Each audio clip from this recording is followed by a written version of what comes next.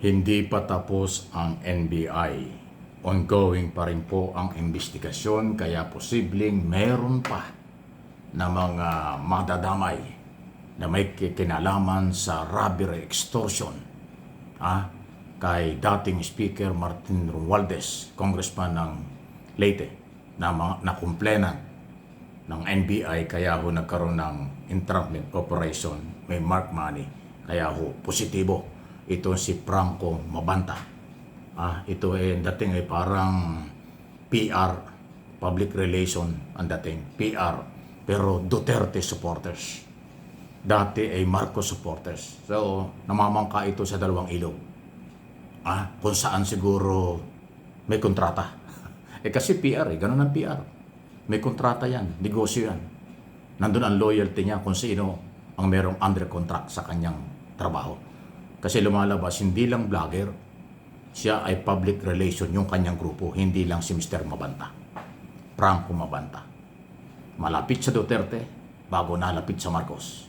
So, ibig sabihin, pareho niyang naging kliyente ang Marcos at Duterte. Kaya sinasama doon sa 2022 presidential coverage o election.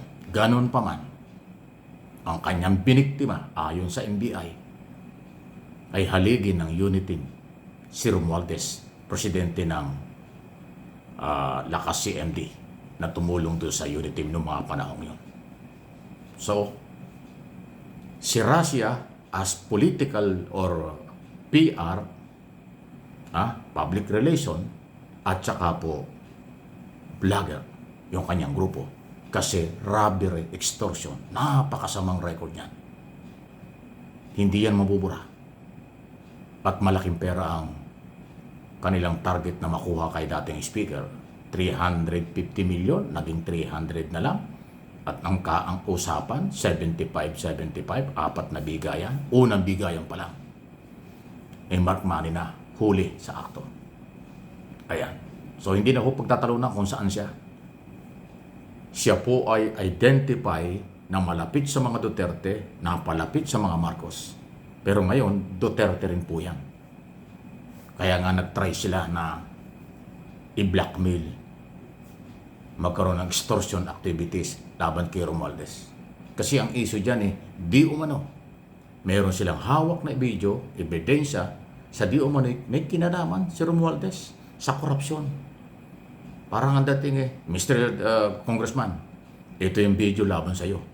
Hindi namin lalabas ito kung bibigyan mo kami ng ganitong amount. Kung hindi mo kami bibigyan, ilalabas namin ito. Nakalimutan niya yata na yung dating speaker, abogado, ang bilis ng coordination sa NBI, kaya nagkaroon ng entrapment operation, mark money, yari. Kung yan kasi ay makamarcos, bakit niya gagawin kay Romualdez na extortion niya? Kikilang. Di ba? Romualdez Marcos, isang pamilya yan. Common sense lang. Oo nga, nung una, naging kliyente ang Marcos doon sa eleksyon, pero mas malapit siya sa mga Duterte. Kasi ganito lang mo yan, ulitin ko, hindi niya gagawin ang robbery extortion, hindi siya magdidemand at hindi niya tatakutin si dating Speaker Romualdez kung siya ay makamarcos, itong grupo ni Babanta. Dahil pamilyang Marcos Romualdez ay isang pamilya. So malinaw na siya ay nasa kabilang kampo na, kaya merong ganyang extortion activities. Tinakot, nag-demand. Ay ang problema. Mabilis ang aksyon ng NBI dahil merong complainant. Nagsalita na nga po yung abogado ni Romualdez. Ang extortion ay krimen. Mayroong niyang pananagutan. So in other words, inamin na ng kampo ni Romualdez, sila talaga yung biktima, sila yung complainant, tuloy ang kaso. At dahil dyan, malalim ang investigasyon pa ang gagawin ng NBI dahil hindi lang itong si Mabanta at yung iba pang na-aresto, mayroong pang babae na angkor daw nila na di umani nag-delete na ng kanyang account ay person of interest din. Yan ang sinasabi ko sa inyo, hindi ito pananakot. Mag-delete kayo ng inyong mga account, baliwala yan. Kasi kung anong inyong ginawa, video at sinabi, doon sa inyong mga social media account, naka-record yan. Kahit i-delete nyo, meron pa rin yan. Dahil nga, tulad na sinabi ko, hindi ito pananakot, uulitin ko. Matagal na pong malalim ang ugnayan, relasyon at pagtutulungan ng gobyerno at saka po ng mga may-ari ng social media. Facebook, YouTube, at kung ano-ano pa dyan. Office of the President, Department of Information Communication Technology, Department of Interior and Local Government, Department of Justice, at iba pang ahensya ng gobyerno ay nag-tie up na po yan para nga labanan ang fake news, pag-identify sa mga nagtatago ng walang identity. Kahit yung mga picture nyo na pusa, aso, halaman, lalaki yung nagsasalita pero babae yung profile ninyo, at kung ano pa yung alphabetical A, B, C, D, mga ganun, wala po yan. Kilala rin, makikilala at makikilala rin kayo. So hindi ito pananakot. Maging maingat na lang. Any comment, reaksyon, malaya po kayo. So, mabigat ang labang ito.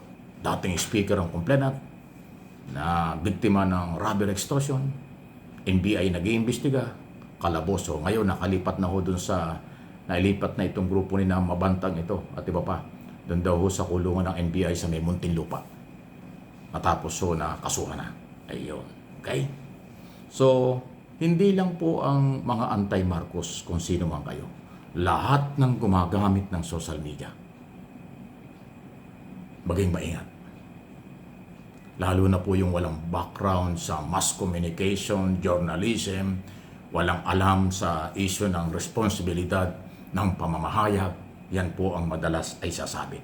Kasi magkaiba po ang totoong media at social media. Ang totoong media may inaral yung trabaho. Ang social media, karamihan, pasintabi na, napadaan lang. Nung humarap sa camera, media na raw. Nung magsalita at minanonood na sa kanila, akala mo kung sino na. Magkaibang trabahong yan. Pero ang pananagutan ay hindi nagkakalayo. Cyber libel, regular libel, at iba pang mga kaso. Pag ikaw pa ay na-involved yan sa extortion, ay mabigat na kaso yan. Kulong talaga. Kaya yung fake news, extortion, panlalait, panghuhusga, at kawalan pa ng mga respeto sa kung kanino man, yan po ay merong pananagutan. Kaya suriin yung mabuti, mga kababayan, Luzon, Visayas, Mindanao, sa buong mundo kung sinong inyong dapat paniwalaan. Yung grupo na ang layunin ay pangsarili, paghigante, o dahil meron silang financer, producer, director, at writer, delikado yan. Pati kayo malilinlang, pati kayo nagagamit. Sa totoong mamamahayag, pinag-aralan ng trabaho, pinaninindigan ng trabaho, yan ang dapat paniwalaan. Please like and share. Subscribe and follow.